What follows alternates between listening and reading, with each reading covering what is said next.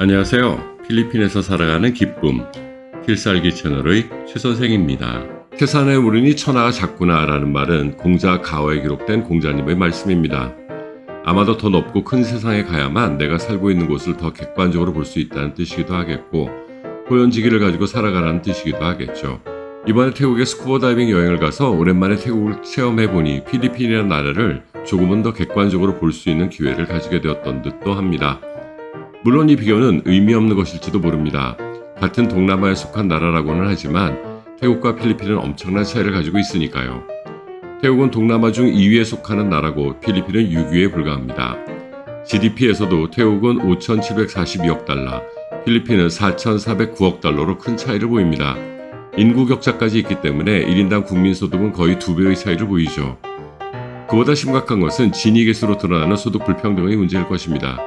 태국은 지니계수가 그나마 35.1이지만 필리핀은 40.7에 달합니다. 이러한 경제력의 차이는 푸켓의 파통비치에만 가봐도 여실히 드러나더군요.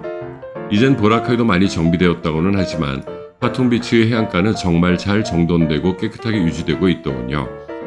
비치를 지키고 상권도 보호하고자 하는 의지가 엿보입니다. 필리핀의 유명 비치들과는 차원이 다른 모습입니다. 최대의 밤문화를 자랑하는 두 곳의 워킹 스트리트를 비교해보면 그 차이는 더욱 현격합니다.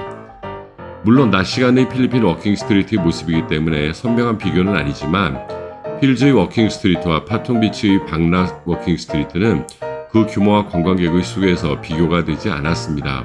재미있는 것은 필리핀의 워킹 스트리트를 돌아다니는 관광객의 99%가 남자라면 방라 워킹 스트리트의 관광객의 30% 정도는 여성이었다는 점입니다. 그만큼 이곳은 부부나 연인이 함께 와서 즐기기에도 좋은 면을 가지고 있다는 것이겠죠. 도로는 쾌적하고 시설의 규모는 컸으며 호객 행위는 없었습니다. 라이브 바도 몇 군데 있었는데 각 바마다 자기들의 음악적 취향을 확실하게 해두었더군요. 취사 선택이 가능하다는 장점이 있었습니다. 그리고 길거리 공연도 곳곳에서 벌어지고 있었습니다. 부담 없이 맥주 한잔하며 시간을 보낼 수 있는 곳도 많아 보였죠. 그리고 다양하고 맛있는 식당들도 많이 있었습니다. 그중 센트럴 파통이라는 쇼핑몰의 지하식당을 추천해드리고 싶네요. 정실론 바로 앞에 있어서 찾아가시기도 편합니다. 물론 쇼핑몰이다 보니 여러 가지를 구입하실 수도 있고 지하에 가시면 기념품 샵도 있습니다. 길거리보다 품질은 더 나은 것 같았습니다. 일단 쇼핑몰이다 보니 시원하고 쾌적하며 지하 푸드코트는 저렴하면서도 품질 좋은 식사를 제공합니다. 다양한 먹을거리가 있는데 제가 선택한 곳은 미슐랭 빕 구르망에 선정된 메트로 로스티드 덕이라는 곳이었습니다. 오리, 닭, 삼겹살 등을 구워서 밥이나 면에 얹어주는 덮밥 형식의 식당이었습니다. 저는 여러 가지를 맛보고 싶어서 모둠으로 시키고 완탕 수프도 하나 시켰네요. 모든 구이가 다 맛있었고 완탕 수프도 좋았습니다. 그 이외에도 이 지하 푸드코트에는 다양하고 맛있는 음식들을 적당한 가격에 팔고 있었습니다. 괜히 에어컨도 나오지 않은 식당에서 힘들게 식사하시기보다는 이곳이 더 나을 듯하네요. 다양한 구성원들의 다양한 취향도 다 반영할 수 있는 곳이라 더욱 마음에 들었습니다. 그리고 우리가 머물렀던 파통 리조트입니다. 정실론에서 걸어서 5분도 걸리지 않는 곳에 있는 규모가 큰 리조트입니다. 조식도 훌륭했지만 호텔 자체가 너무 마음에 들더라고요. 화장실이 꽤나 크고 욕조도 있었으며 옷장에는 개인금고와 품질 좋은 베스트로브도 들어있었습니다. 하나 사오고 싶을 정도로 좋더군요.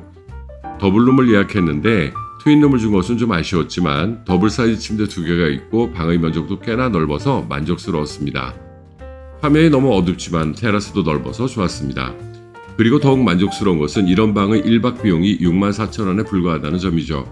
파통비치 주변의 좋은 숙소를 찾으신다면 강추할 수 있는 곳입니다. 이런 면면만 보아도 태국이 필리핀보다 더 나은 관광대국임은 부정할 수 없는 사실입니다. 그리고 돌아오는 길에 들른 싱가포르의 창이공항. 물론 창이공항은 세계적인 수준의 공항이라 이런 곳을 필리핀의 공항과 비교하는 것은 좀 무리가 있지만 이것 하나는 이야기를 해야겠네요. 싱가포르는 세계적으로도 담배에 대해 적대적이기로 유명한 나라입니다. 오죽하면 싱가포르에서 담배를 사면 모든 담배의 포장을 이렇게 바꿔서 혐오감이 들도록 만들어 놨더라고요. 담배를 구입하려면 따로 직원의 안내를 받아 좁은 밀실 같은 곳으로 가야 하기까지 했습니다. 그런 싱가포르이지만 흡연자를 위해서 이렇게 좋은 시설을 만들어 놓았습니다.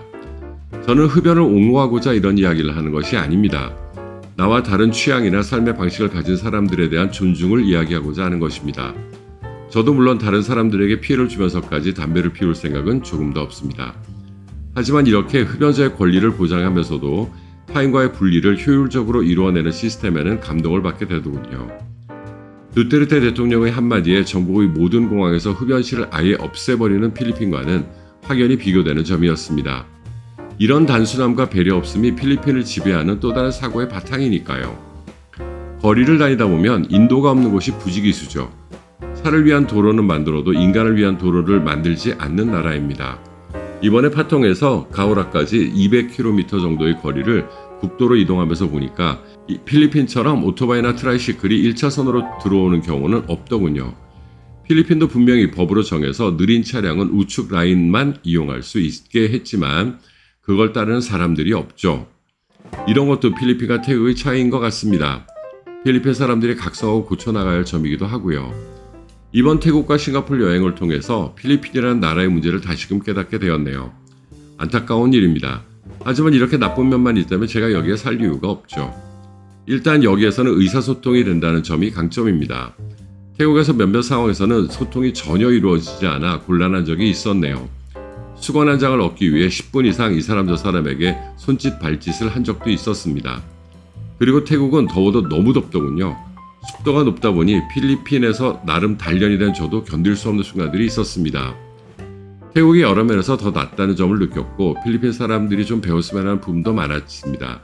하지만 방금 말씀드린 면들 때문에 저는 오늘도 필리핀에서 살아가는 것에 대해 만족하고 또 그렇게 살아가려 합니다. 최 선생이었습니다.